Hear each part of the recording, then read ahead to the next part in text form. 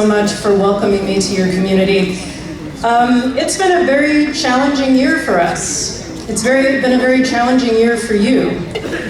Last December, as the presidential debates were starting to heat up, we started to hear some not so pleasant things about the Muslim community. We heard a lot about walls, deportations, and people who didn't belong here. But we also heard what I describe as Islamophobia light. The idea that Americans needed to reach out to our Muslim neighbors, not because it's the civilized and the American thing to do, but because Muslims are our eyes and ears on the front lines of terrorism. Doesn't that make you feel special? Just because you belong to the second largest religion in the world, you are on the front lines of terrorism? Merely by virtue of belonging to this religion, you are targeted and you are seen as being the enemy, as being the person that we should all fear. It had gotten so bad that my rabbi said he felt as though we were living in Weimar Germany just before the Nazi takeover. So a bunch of us decided to stand up for our values. I started calling people from the Council for American Islamic Relations, from Jewish Voice for Peace, from the YMCA, YWCA, Interfaith Action, the clergy from the Baptist Church, from the Unitarian Church, from the two synagogues in Evanston, and from Darus Sana Masjid in Evanston, which most of my friends did not even know existed.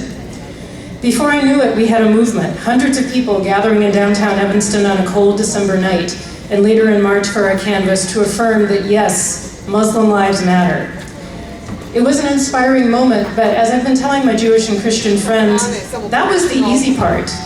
Anyone can give up one evening to hold up signs and to cheer on speakers they agree with. But what's hard is living your everyday life as though others have as much right to safety and security and economic largesse as you do. What's hard is resisting the forces that made that canvas necessary.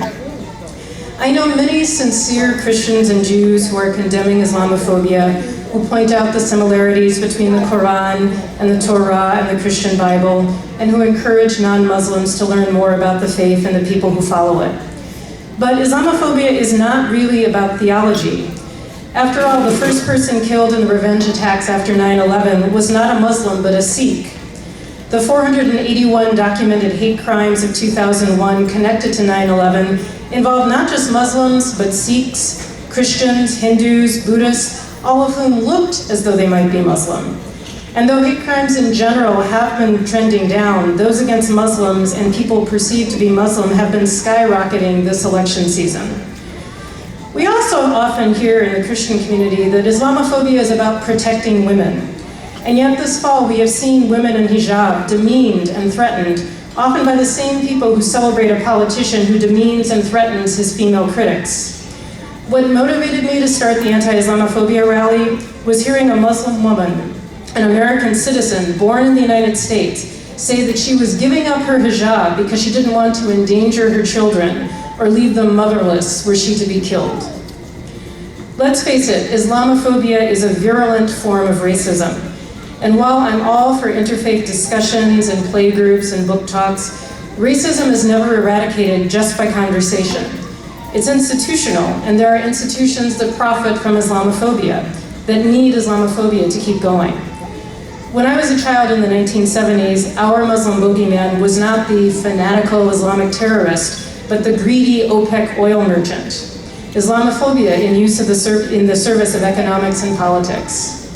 I think it behooves Americans to look at our current economic and foreign policies, our wars on terror and ISIS and Syria and Iraq and Afghanistan and Palestine, and ask, are these wars creating Islamophobia, or is Islamophobia used to justify these wars? As you know, I'm a librarian, and my job is to give people resources to make sense of the world. So I look at our library collections, and how few books about Muslims are actually written by Muslims.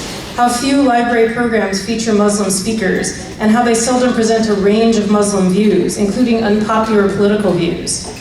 If all we hear promoted by our libraries and schools and religious institutions are the views of good Muslims who are on our side, then we have bought into institutional Islamophobia. And shame on any library or university or house of worship that allows that to happen.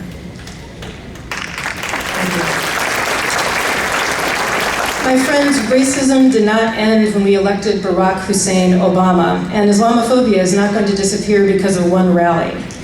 I'm proud and delighted to hear about your wonderful work in the community, but you shouldn't have to do community work to be treated as human beings, to be treated with respect and dignity as all other Americans are.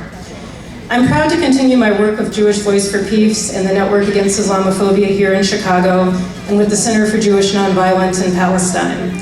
But as with other forms of racism, Islamophobia will only end when all Americans confront their complicity in keeping it alive.